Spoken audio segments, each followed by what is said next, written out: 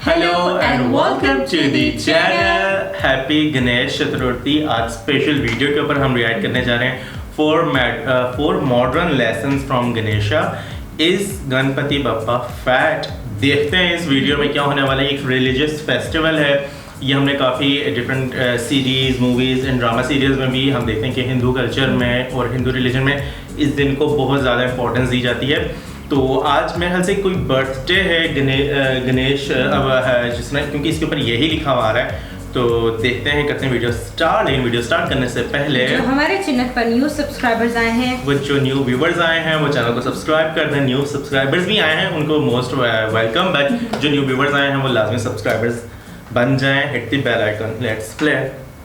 गणपति बाप्पा मोटे होते हैं क्या? क्या उन्हें कभी गुस्सा नहीं आता? उनको एक हाथी का सिर क्यों है? ये कुछ ऐसे सवाल है जिनके जवाब हमें आज तक नहीं मिले। But that's going to change today. आज गणपति बाप्पा को नमन करने का दिन है और हमें डीजे लगाकर, बीड़ी जलाइले सॉन्ग चलाकर गणपति बाप्पा मोरया नहीं कहना, लेकिन उनकी कहानियां और उनके लेसन नेक्स्ट जनरेशन तक पहुंचाकर उन्हें पूरी श्रद्धा से वंदन करना है। In the next few minutes हम गणपति बाप्पा की 4 ऐसी कहानियां सुनाएंगे जो आज भी रेलेवेंट है। 4 ऐसे सिंबल्स के बारे में जानेंगे जिनकी वजह से बच्चों से लेकर बूढ़ों तक सबको कुछ इंपॉर्टेंट लेसन सीखने मिल सकते हैं। अगर आपको इस वीडियो से वैल्यू मिलती है तो उसे अपने दोस्तों के साथ शेयर कीजिए। भारत के कल्चर को जिंदा रखना और उसे नेक्स्ट जनरेशन तक एक आसान भाषा में पहुंचाना हमारा मिशन है। हमें सपोर्ट करने के लिए हमारे YouTube चैनल को सब्सक्राइब कीजिए और इस बेल आइकॉन को प्रेस कीजिए। लेसन नंबर 1, गणपति जी का पेट इतना बड़ा क्यों? क्या गणेश जी मोदक खा खाकर मोटे हो गए? बिल्कुल नहीं।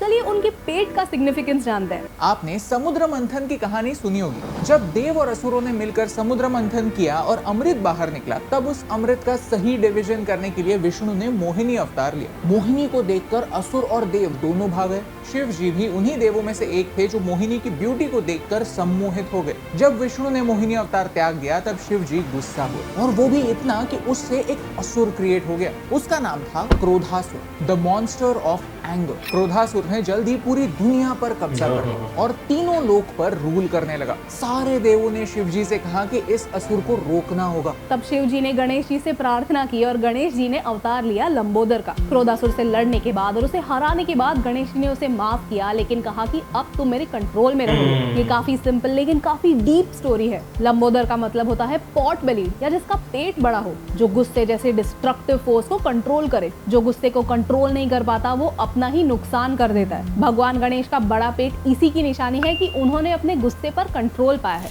लेसन नंबर 2, तो क्या गणेश जी को कभी गुस्सा नहीं आता? आता है, जरूर आता है। एक बार गणेश जी अपने वाहन मूषक पर बैठकर सृष्टि के चक्कर लगा रहे थे। एक छोटे मूषक पर इतने बड़े गणेश जी को बैठा देख चंद्र को हंसी आई। गणेश जी ने उसे श्राप दिया कि वो गायब हो जाएगा। चंद्र को अपनी गलती का एहसास हो गया। उसने झट से पूरे दिल से माफी मांगी।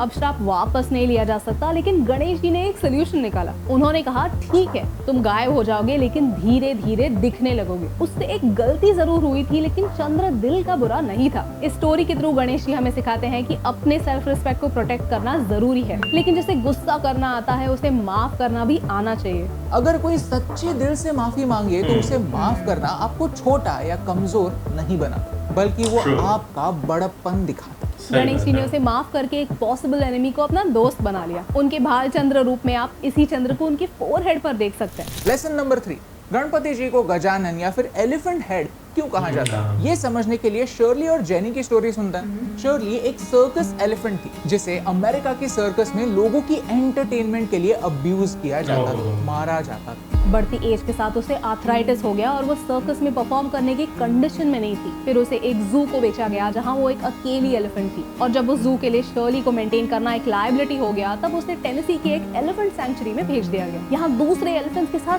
फाइनली शर्ली खुश थी, लेकिन एक दिन एक मिरेकल हुआ। उसी सैंक्चुरी में जेनी नाम की एक और एलिफेंट आई, शर्ली से थोड़ी छोटी। लेकिन जब शर्ली और जेनी एक दूसरे से मिले तो मानो एक दूसरे को हग करने लगे। वो जहाँ कहीं भी जाते एक साथ जाते। They were inseparable। सैंक्चुरी के लोग सरप्राइज हुए। उन्होंने थोड़ा इन्वेस्टिगेट किया तो पता चला जेनी उसी सर्कस में थी जहाँ शर्ली थी। 20 साल पहले उनकी मुलाकात एक ही सर्कस में हुई। उन्होंने उस सर्कस में जो भी सफर किया, एक साथ सफर किया। उसी सफरिंग की वजह से उनमें एक फैमिली लाइक बॉन्डिंग इतनी कि दोनों 20 साल तक एक दूसरे को नहीं भूले। देखते ही वो एक दूसरे को पहचानते हैं। Elephants are smart. Elephants signify wisdom. आज साइंस ने भी ये प्रूव किया है कि एलिफेंट्स एक्सट्रीमली स्मार्ट क्रीचर्स होते हैं। किसी भी लैंड एनिमल में उनका सर सबसे बड़ा होता है। उनके ब्रेन में एक ह्यूमन ब्रेन से 3 गुना ज्यादा न्यूरॉन्स होते हैं। वो डिफरेंट ह्यूमन लैंग्वेजेस समझ सकते हैं। वो टूल्स का इस्तेमाल कर सकते हैं। एलिफेंट्स इमोशनल होते हैं। और गणेश जी का सर किसी ऑर्डिनरी हाथी का है ही नहीं,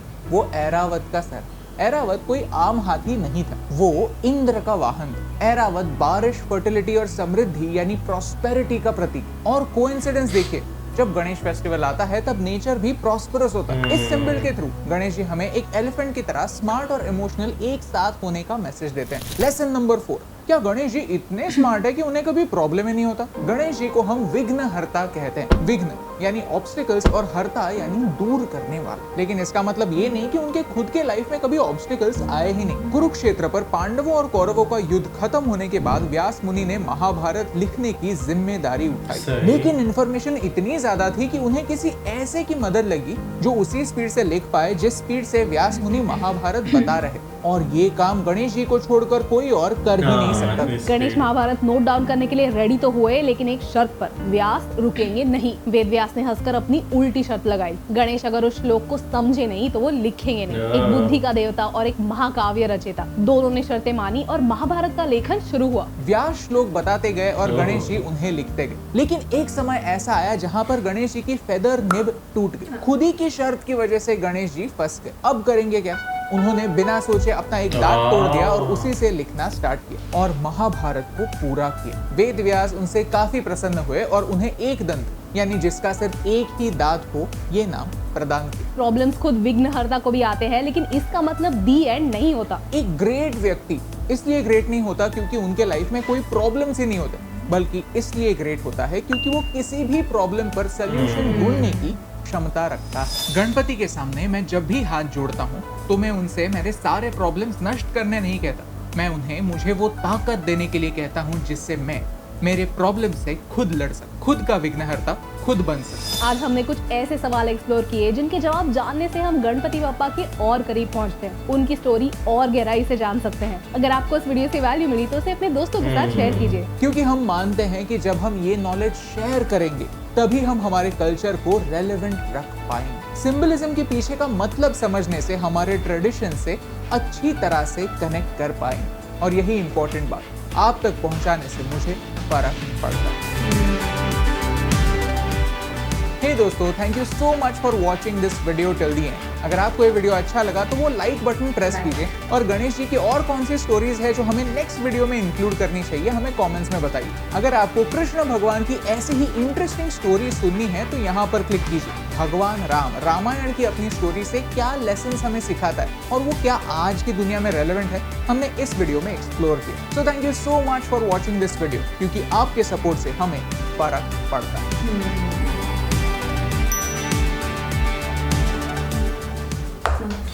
सो नाइस यार। अच्छा, जिस तरीके से गणेश जी का हम लोग मुझे अब देख के फुल वीडियो थोड़ा बहुत रिमाइंड हुआ है कि हमने बहुत सी मूवीज और फिल्म में ये देखा हुआ भी है स्क्रिप्चर्स कि किस तरीके से इंफॉर्मेशन और नॉलेज बताया जा रहा है, बट डिटेल्ड में आज पता चला है कि वो एक्चुअल में जिस तरीके से एक फिगर इन्होंने एक टाइटल पे नेम लिखा हुआ है ना, इस गणपति बप्पा फैट, तो डैट मीन्स कि मतलब एक सैम्बल जैसे एलिफेंट हेड आना या फिर हम कहते थे कि फैट होना, खाना पीना, मतलब एक चीज़ बताइए कि जिस तरीके से कि एक सैम्बल का मीनिंग क्या बनता है। एक चीज़ को क्लियर किया है कि ये बेसिकली आजकल की जो ह्यूमैनिटी है, जितने भी ह्यूमंस हैं, ये इनको एक तरह से मोटिवेट करना है, इनको नॉलेज देना है कि ये सब कुछ आपकी लाइफ में आएगा, गुस्सा आएगा, गुस्से को कंट्रोल करना है। कि बड़े पेट का मतलब यही कि अपने अंदर एब्जॉर्ब कर लो उस गुस्से को, क्योंकि वो गुस्सा करके आपका अपना ही नुकसान होता है।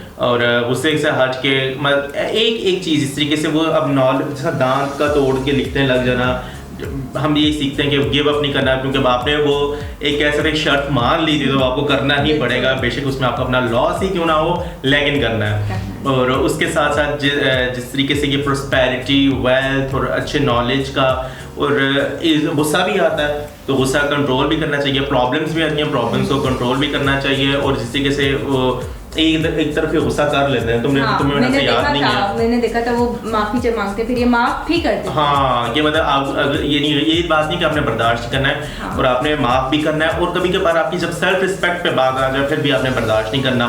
तो मतलब काफी एक लाइफ के लेसन्स हैं कि एक एलिफेंट की जो स्टोरी आई थी कि वो दो सर्कस में जो रह रहे होते हैं वो अमेरिका की, तो ये वो उससे रिलेट किया गया है। तो लेसन्स ये एक्चुअल में इस तरह के जो नॉलेज वाली वीडियोस होती हैं, जो लेसन्स होते हैं, ये इन्फॉर्मेशन आनी चाहिए व्यूवर्स और आज के हम लोगों की तक कि इन बातों का या इन सैम्पल्स का एक्चुअल मीनिंग ये है। वरना क्योंकि जिस तरह आप सिंपल जो बर्थडे जब आई थी, ये जो आई है आजकल में, तो इसमें ये वही होता है कि सिंपल म्यूज़िक चलता, थोड़ा सा फेस्टिवल मनाया जाता और कल को बात ख़त्म हो जाती। लेकिन ये नॉलेज आया तो यहाँ के आप ये याद रखो और ये कल्चर आगे तक जाता जो पता चले कि एक्चुअल में है क्या है, असल बात क्या है, ये क्यों फेस्टिवल सेलिब्रेट क्यों किया जाता है, ये सैम्पल्स क्या है, उनका मकसद क्या है, तो वो बताना बहुत ज़रूरी होता है। वरना तो इतना तो हमें भी पता था कि मतलब आज के दिन सेलिब्रेशंस होती हैं, लोग म्यूज़िक चलाते हैं, बाहर निकलते हैं, सेलिब्रेट करते हैं, लेकिन एक्चुअल बात आज पता चली है। तो आपका जो ओपिनियन है वो हमारे साथ कमेंट्स में शेयर करें, इस वीडियो को भी करें शेयर करें अपने फ्रेंड्स एंड फैमिली के साथ। रखना है आपने अपना ढेर सारा ख्याल, चैनल को करना है लाजमी सब्सक्राइब। Good luck.